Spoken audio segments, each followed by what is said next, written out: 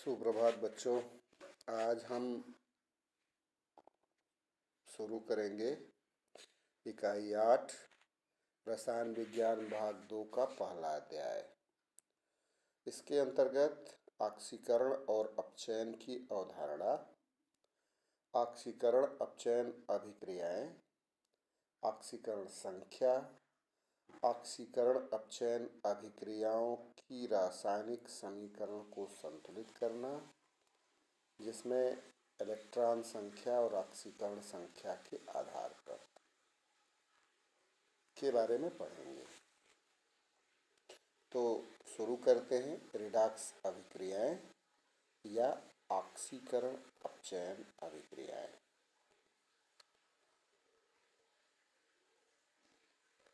ऑक्सीकरण अपचयन अभिक्रियाएं एक विशिष्ट प्रकार की महत्वपूर्ण अभिक्रियाएं हैं। ये हमारे सामान्य जीवन के लिए भी महत्वपूर्ण हैं। जैसे लोहे में जंग लगना, तांबे के बर्तनों पर हरी परत का जमा होना, बैटरी में विद्युत धारा का संचालन, वनस्पति घी का बनना, धातुओं का शोधन इत्यादि इनकी महत्वपूर्ण क्रियाएं हैं। अब ऑक्सीकरण और अपचयन की अवधारणा देखते हैं। पहली है पारंपरिक अवधारणा। इसके अनुसार शुरू में ऑक्सीकरण और अपचयन की जो अवधारणा दी गई थी, उसमें कहा यह गया था कि ऑक्सीकरण अभिक्रिया वह अभिक्रिया है जिसमें कोई पदार्थ ऑक्सीजन अथवा विद्युत ऋणात्मक तत्व से संयोग करता है अथवा हाइड्रोजन या किसी विद्युत धनात्मक तत्व को त्यागता है, जबकि अपचयन अभिक्रिया वह अभिक्रिया है जिसमें कोई पदार्थ हाइड्रोजन अथवा विद्युत धनात्मक तत्व से संयोग करेगा और ऑक्सीजन या विद्युत ऋणात्मक तत्व को निकालेगा। उदाहरण देखते हैं। जैसे आप देखो, कार्बन ऑक्सीजन से जुड़ता है कार्बन डाइऑक्साइड, मैग्नीशियम क्लोरीन के साथ MgCl2 बनाती है। कार्बन मोनोऑक्साइड ऑक्सीजन के साथ जुड़ता है कार्बन डाइऑक्साइड बनाता है। सल्फर ऑक्सीजन के साथ संयोग करता है सल्फर डाइऑक्साइड बनाता है। तो ये अभिक्रियाएं ऑक्सीकरण की होंगी क्योंकि इनमें ऑक्सीजन जुड़ रहा है। ऐसे ही हाइड्रोजन सल्फाइड क्लोरीन के साथ अगर क्रिया कर रही है तो हाइड्रोक्लोरिक अम्ल बना रही है। यहाँ पे सल्फर का ऑक्सीकरण हो रहा है, सल्फर से ऑक्सीजन निकल गया।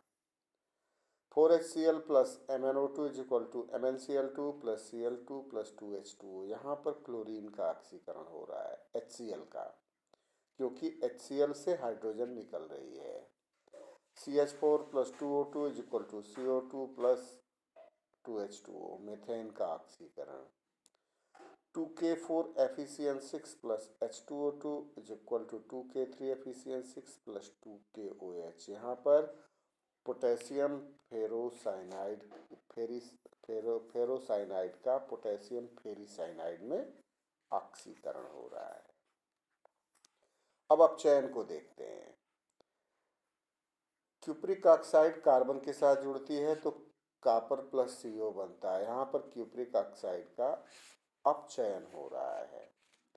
Fe3O4 plus 4H2 is equal to 3Fe plus 4H2O। यहाँ पर Fe3O4 का अपचयन हो रहा है, ऑक्सीजन निकल रही है। ZnO plus C is equal to Zn plus CO, zinc oxide का अपचयन हो रहा है।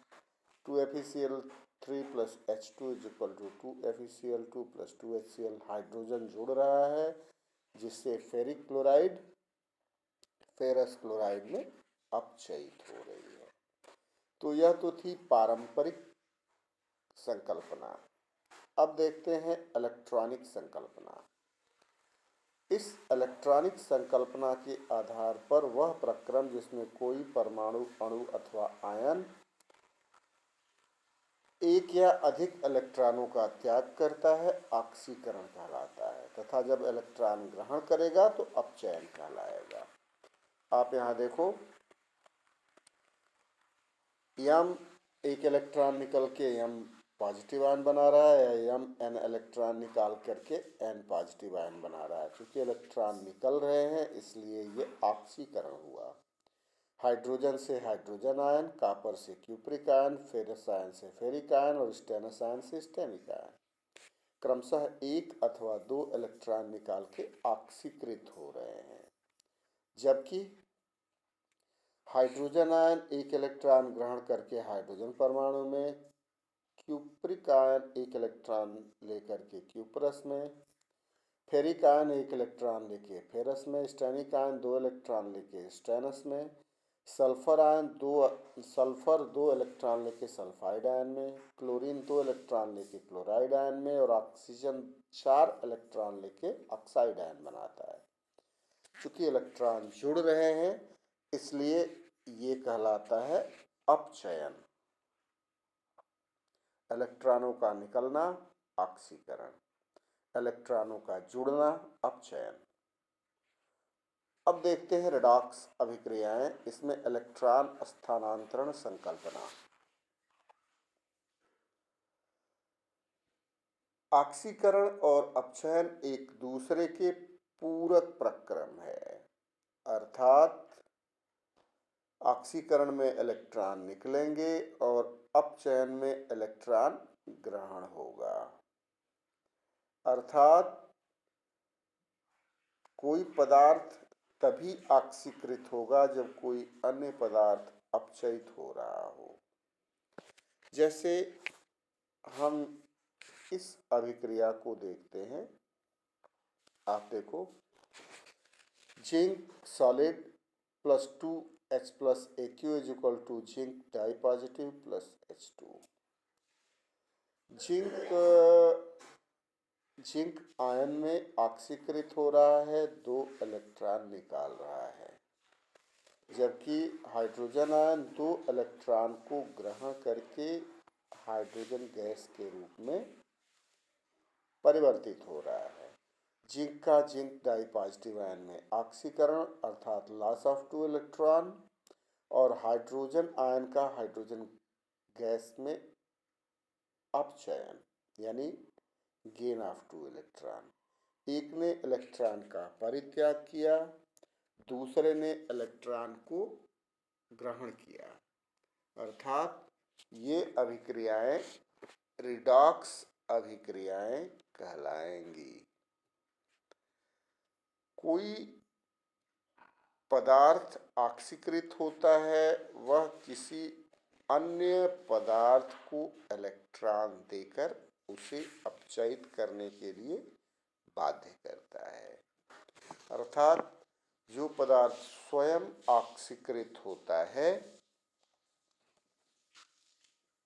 वह अपचायक की भांति कार्य करता है। इसी प्रकार जो पदार्थ स्वयं अपचयित होता है वह दूसरे के लिए ऑक्सीकारक का कार्य करता है। अर्थात ऑक्सीकारक वह पदार्थ है जो इलेक्ट्रॉनों को ग्रहण करता है तथा अपचायक वह पदार्थ है जो इलेक्ट्रॉनों का परित्याग करता है। अब हम देखें इसमें zinc plus copper nitrate is equal to zinc nitrate plus copper, या आयनिक स्वरूप में zinc plus cupric ion plus 2NO3 minus ion is equal to zinc di positive ion plus 2NO3 minus ion plus copper. यहाँ पर zinc जो है वो उसका ऑक्सीकरण हो रहा है, स्वतः ऑक्सीकृत हो रहा है, और क्यूप्रिक आयन कॉपर में अपचयित हो रहा है। इसलिए जिंक क्यूप्रिक आयन के लिए अपचायक का काम करेगा, जबकि क्यूप्रिक आयन जिंक के लिए ऑक्सीकारक का कार्य करेगा। ऐसे ही यहाँ देख सकते हैं copper plus 2 Ag positive is equal to cupric ion plus 2 Ag। यहाँ पर कॉपर का क्यूप्रिक आयन में ऑक्सीकरण हो रहा है, 2 इलेक्ट्रॉन निकल रहे हैं, जबकि सिल्वर आयन 2 इलेक्ट्रॉन ग्रहण कर रहा है। सिल्वर आयन का अपचयन और कॉपर का ऑक्सीकरण हो रहा है, इसलिए कॉपर सिल्वर आयन के लिए अपचय का काम करेगा और सिल्वर आयन कॉपर के लिए ऑक्सीकारक का काम करेगा। स्वतः जिसका ऑक्सीकरण होगा, पुनः सुन लो, वो अपचय का काम करेगा और जिसका स्वतः अपचयन होगा वो ऑक्सीकारक का काम करेगा। अब आते हैं ऑक्सीकरण तथा अपचयन अर्ध अभिक्रियाएं।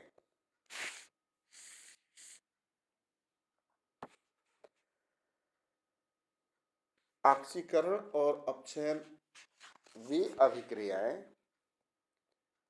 जो ऑक्सीकरण को प्रदर्शित करती हैं, वो ऑक्सीकरण अर्ध अभिक्रियाएं कहलाएंगी, तथा जो अपचयन को प्रदर्शित करेंगी वो अपचयन अर्ध अभिक्रियाएं कहलाएंगी। और इन दोनों को जोड़ करके एक रिडॉक्स अभिक्रिया बनती है। जैसे हम देखें यहाँ एल्युमिनियम ट्राई पॉजिटिव में कन्वर्ट हो रहा है 3 इलेक्ट्रॉन लेकर, और सिल्वर आयन सिल्वर में कन्वर्ट हो रहा है 1 इलेक्ट्रॉन लेकर। चूंकि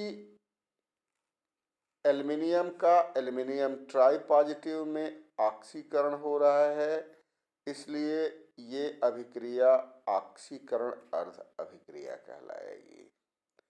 सिल्वर आयन का सिल्वर में अपचयन हो रहा है, इसलिए यह अभिक्रिया अपचयन अर्ध अभिक्रिया कहलाएगी। और इन दोनों को जोड़ के जो क्रिया बनेगी, ये क्रिया कहलाएगी रिडॉक्स अभिक्रिया। ये रिडॉक्स अभिक्रिया है, अर्थात ऑक्सीकरण को निरूपित करने वाली अभिक्रियाएं ऑक्सीकरण अर्ध अभिक्रियाएं, अपचयन को निरूपित करने वाली अभिक्रिया अपचयन अर्ध अभिक्रियाएं, तथा इन दोनों को जोड़कर बनेंगी वो कहलाएंगी रिडॉक्स अभिक्रियाएं। अब आते हैं रिडॉक्स अभिक्रियाओं के प्रकार। पहला है संयोजन रिडॉक्स अभिक्रियाएं। जिन अभिक्रियाओं में दो समान या भिन्न प्रकार के तत्व परस्पर संयोग करते हैं उनको कहते हैं संयोजन अभिक्रियाएं। आप देखो, इसमें मैग्नीशियम नाइट्रोजन के साथ संयोग करके मैग्नीशियम नाइट्राइड बनाता है, कैल्शियम कार्बन के साथ संयोग करके कैल्शियम कार्बाइड, सोडियम क्लोरीन के साथ संयोग करके सोडियम क्लोराइड, कार्बन का ऑक्सीजन से संयोग कार्बन डाइऑक्साइड, मीथेन का ऑक्सीजन से संयोग कार्बन डाइऑक्साइड और जल। ये अभिक्रियाएं इनके ऊपर इनके ऑक्सीकरण अंक लिखे गए हैं। अब ऑक्सीकरण अंक क्या होता है ये आगे बताएंगे, लेकिन सामान्य रूप से जहां ऑक्सीकरण अंक बढ़ता है ऑक्सीकरण और जहां ऑक्सीकरण अंक घटता है अपचयन। जैसे कार्बन और ऑक्सीजन की जो क्रिया है, इस क्रिया में कार्बन के ऊपर ऑक्सीकरण अंक 0 है, ऑक्सीजन के ऊपर 0 है, और कार्बन डाइऑक्साइड में कार्बन पर +4 और ऑक्सीजन पर -2 है। अर्थात कार्बन का +4 में ऑक्सीकरण और ऑक्सीजन का -2 में अपचयन हो रहा है। तो इस प्रकार से ये एक रिडॉक्स अभिक्रिया हुई। दूसरा है धातु विस्थापन अभिक्रियाएं। इन अभिक्रियाओं में किसी यौगिक में उपस्थित एक धातु को असंयुक्त अवस्था में स्थित किसी अन्य धातु के द्वारा प्रतिस्थापित किया जाता है। आप यहाँ देखो, कॉपर सल्फेट की जिंक से क्रिया होती है तो कॉपर विस्थापित हो जाता है। टाइटेनियम क्लोराइड की मैग्नीशियम से अगर क्रिया होती है तो टाइटेनियम विस्थापित हो जाता है। क्रोमिक आयन एल्युमिनियम से क्रिया करके एल्युमिनियम ऑक्साइड बनाता है, क्रोमियम विस्थापित हो गया। वेनेडियम पेंटाऑक्साइड कैल्शियम के द्वारा विस्थापित हो जाता है।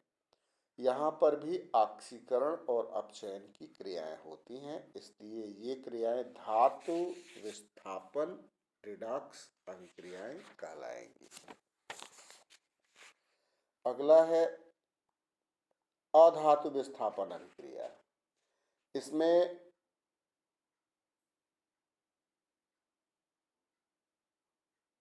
मुख्य रूप से हाइड्रोजन का विस्थापन और कभी कभी ऑक्सीजन का विस्थापन देखा जाता है।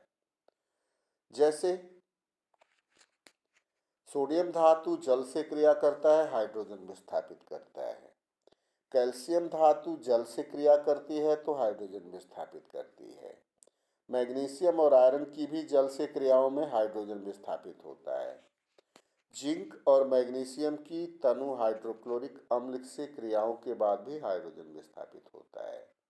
यहाँ भी ऑक्सीकरण और अपचयन की क्रियाएं होती हैं, इसलिए ये रिडॉक्स अभिक्रियाएं हैं। फ्लोरीन भी जल से क्रिया करता है, अतः फ्लोरीन द्वारा की जाने वाली क्लोरीन, ब्रोमीन तथा आयोडीन की विस्थापन अभिक्रियाएं जलीय विलयन में संपन्न नहीं होती हैं। अब आते हैं अंतः अणुक रिडॉक्स अभिक्रियाएं। किसी अभिक्रिया में जब एक ही यौगिक का कोई एक परमाणु अपचयन तथा दूसरा परमाणु ऑक्सीकरण दिखाता है, तब उन अभिक्रियाओं को अंतः अणुक रिडॉक्स अभिक्रियाएं कहते हैं। जब किसी अभिक्रिया में एक यौगिक दो या अधिक यौगिकों में अपघटित नहीं होता तो इस प्रकार की अभिक्रियाओं को अपघटन अभिक्रिया कहा जाता है। यदि प्राप्त उत्पादों में कम से कम एक उत्पाद तात्विक अवस्था में है तो वह अपघटन की अभिक्रिया रिडॉक्स अभिक्रिया होती है। जैसे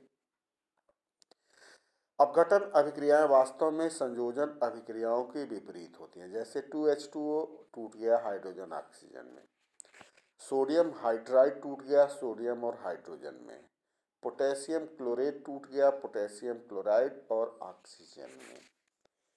ये यहाँ पे भी आप देख रहे हो कि इनके ऑक्सीकरण अंक परिवर्तित हो रहे हैं, इसलिए ऑक्सीकरण अपचयन अभिक्रियाएं हो रही हैं, अतः ये अंतः अणुक रिडॉक्स अभिक्रियाएं कहलाएंगी।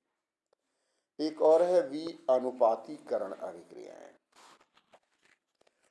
जिन अभिक्रियाओं में किसी यौगिक में किसी भी ऑक्सीकरण अवस्था में स्थित एक तत्व एक साथ ऑक्सीकरण और अपचयन करता है, उनको कहते हैं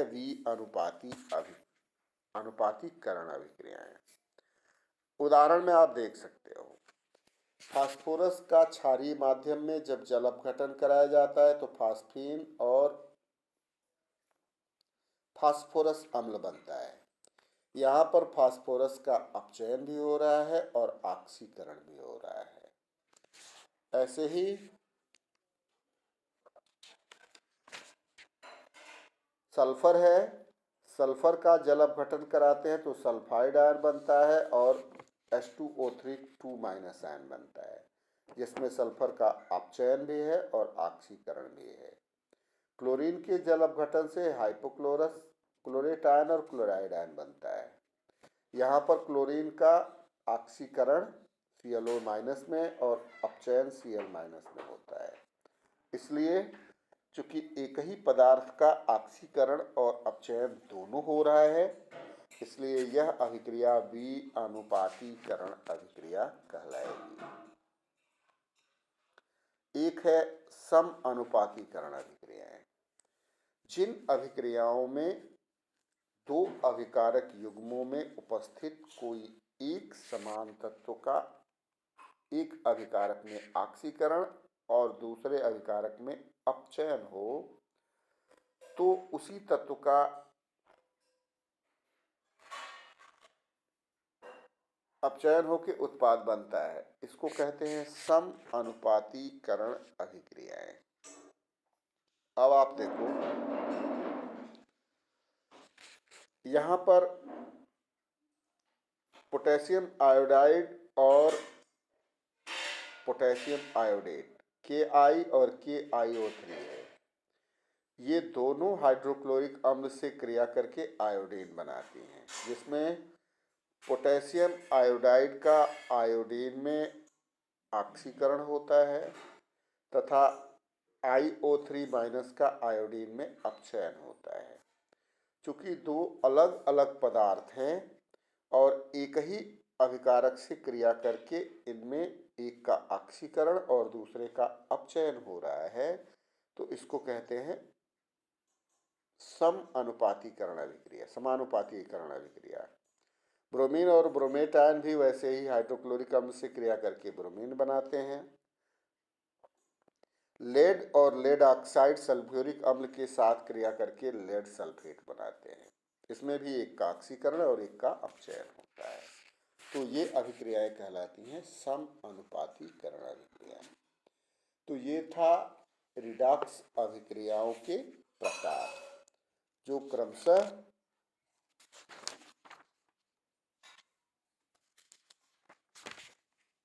संयोजन रिडॉक्स अभिक्रियाएं, विस्थापन रिडॉक्स अभिक्रियाएं,